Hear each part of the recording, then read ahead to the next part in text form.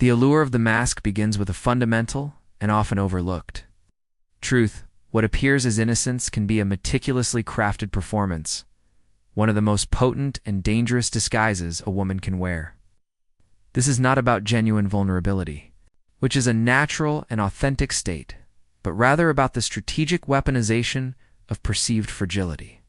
A woman who has mastered this art form understands that overt force is unnecessary and often counterproductive. She doesn't need to raise her voice, issue direct commands, or display overt aggression to achieve her aims. Her power lies in the opposite direction, in the subtle, almost imperceptible projection of helplessness. This performance is designed to bypass a man's logical defenses and speak directly to his deepest, most primal instincts.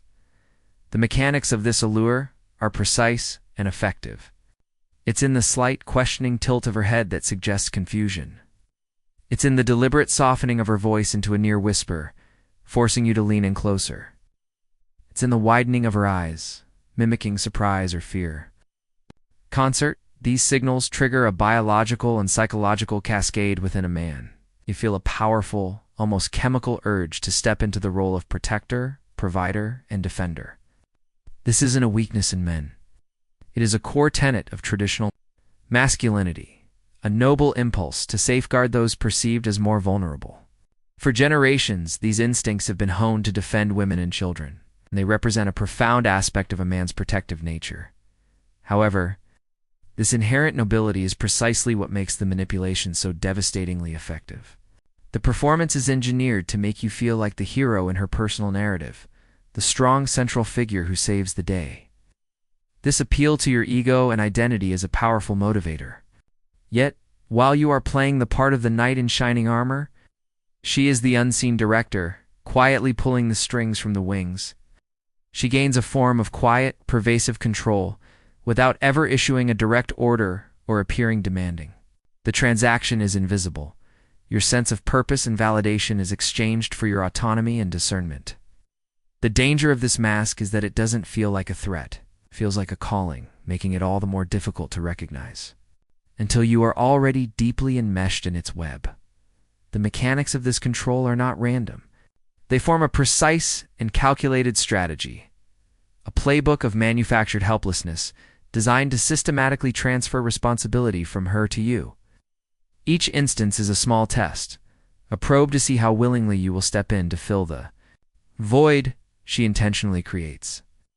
When she sighs and pretends to be utterly overwhelmed by a simple task, be it a technical issue, it's a minor logistical problem, or a social interaction, the unspoken question hangs in the air. Who steps in to fix it? You do. It begins with these small, seemingly innocuous things, training you to see her as incapable in specific, strategic domains. When she acts as if the weight of the world is simply too much for her to bear, portraying herself as emotionally fragile and easily crushed by life's pressures, who feels compelled to carry that weight for her? You do? This emotional offloading is a masterstroke, as it disguises a demand for labor as a need for comfort. Furthermore, when she claims she doesn't understand a concept, a rule, or consequences, especially one she logically should grasp, who instinctively leans into explain, to simplify, and ultimately to assume responsibility for her comprehension and subsequent actions. You do? This is perhaps the most insidious part of the process. The conditioning, bit by bit. Interaction by interaction, you are psychologically trained to perceive her as fundamentally fragile, even in situations where her capability is evident. Your own perception is slowly rewritten to align with her performance.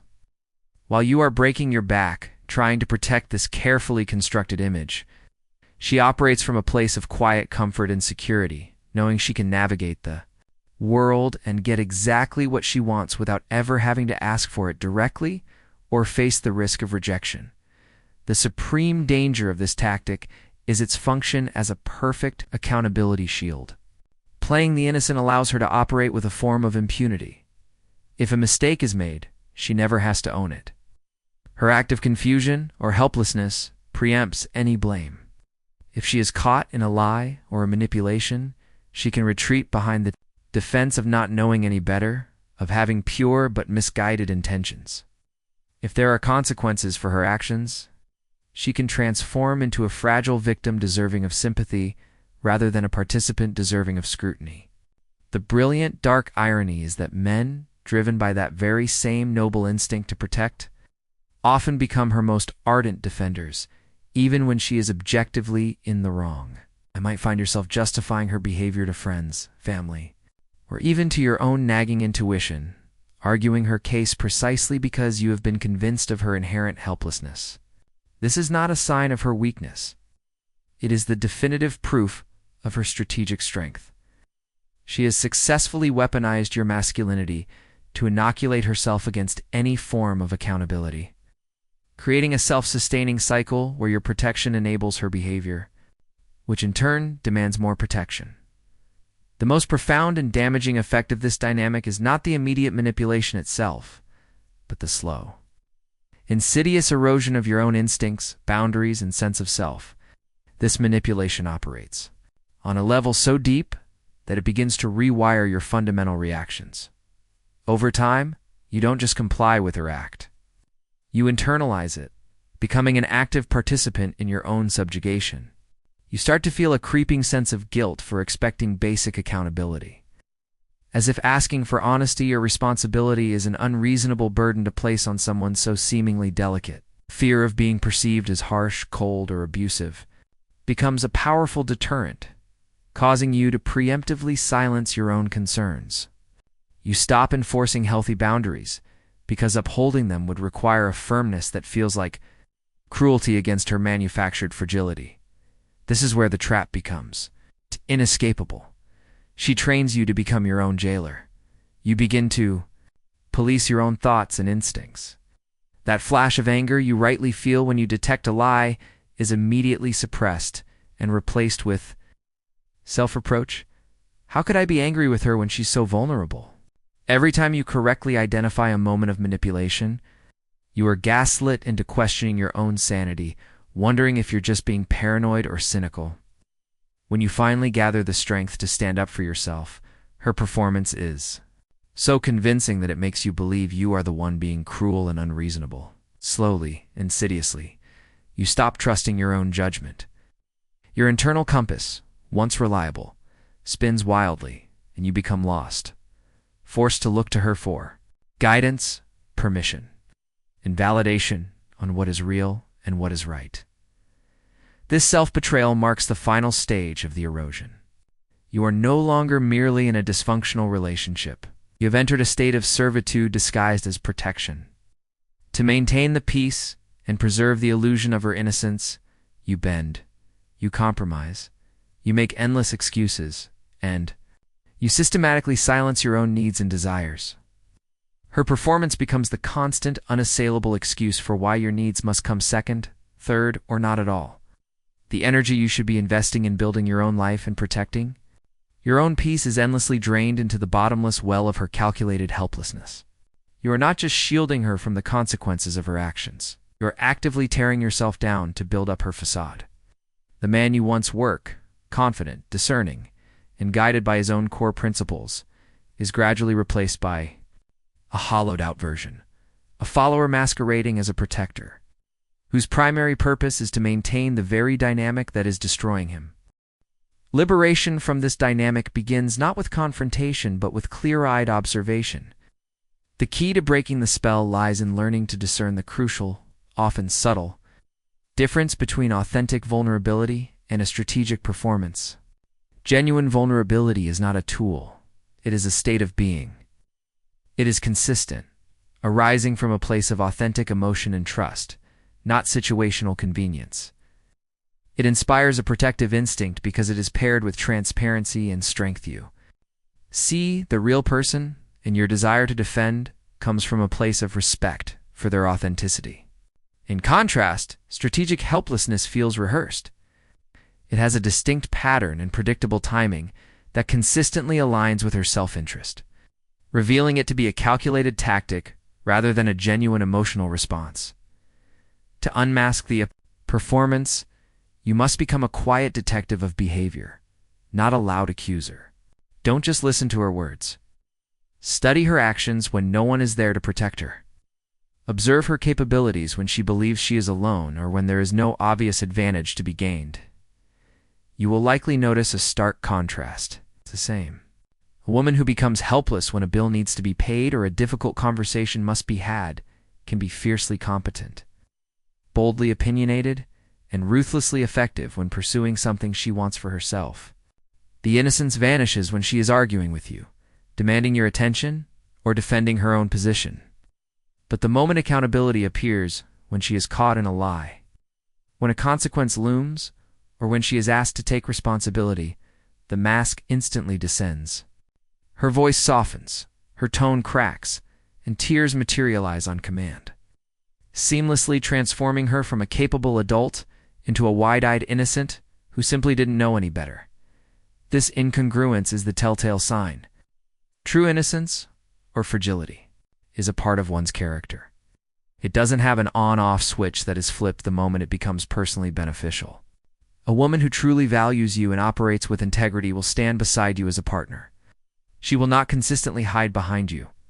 She will use her strength to match your loyalty, sharing burdens and accountability rather than offloading them entirely onto your shoulders. She will lean on you, but she will also stand on her own 2 feet. The dangerous woman, however, will cling to the act of innocence because it is her primary source of power. She plays the role not out of a genuine need for you, but out of a calculated understanding that you will willingly destroy yourself trying to protect a vulnerability that was never real. Recognizing this pattern, the convenient appearance and Disappearance of helplessness is the moment the illusion shatters. It is the first essential step toward reclaiming your reality and your power. The ultimate truth and the only path to liberation is the reclaiming of your own power. A process that requires a fundamental shift in priority. The strongest man is not defined by his capacity to save others, but by his unwavering commitment to protecting his own peace, sanity, and dignity above all else. Breaking free from this cycle is not an act of aggression toward her, but an act of profound salvation for yourself. Begins with a simple yet difficult decision to stop protecting what is false. You must consciously resist the urge to rush in and shield her from the natural consequences of her own actions. You must halt the impulse to defend the manufactured image when it collapses under the weight of its own inconsistency. This means becoming comfortable with her disappointment, her tears, and her accusations of you being harsh, understanding that these are the final weapons in her arsenal. Deployed precisely because you are finally seeing through the act, this reclamation demands a recalibration of your understanding of strength and femininity. You must stop mistaking calculated helplessness for true femininity. A genuine, empowered feminine partner will complement your strength with her own loyalty, integrity, and capability. no. She will not drain your energy with endless games. Energize you with mutual support. She will lean on you when truly needed, but she will also stand firmly beside you as an equal, sharing burdens and responsibilities. She operates from a place of authenticity, not strategy. Once you have experienced the respect and ease of such a partnership, you will never again settle for the exhausting theater of pretended fragility, recognizing it for what it is, a strategy. To keep you enslaved in a role of servitude, the final step is to stand immovably firm in your own frame of reality. This means trusting the evidence of your own eyes and the instincts you were conditioned to doubt. You must see the mask not as a delightful mystery, but as a trap to be avoided. When you recognize the performance, the timed tears, the strategic confusion, you must choose to walk away, not engage. You disengage from the script she has written for you. Protect those who are genuinely vulnerable, but never, ever mistake a well-rehearsed performance for purity. The ability to tell the difference is the ultimate defense. Once honed, this discernment means you will never again be deceived by a trembling lip or a wide-eyed look of faux shock. You will see the mechanism behind the mask, and in that clarity, you will find the power to simply turn and walk away, leaving the trap unsprung and your peace finally intact.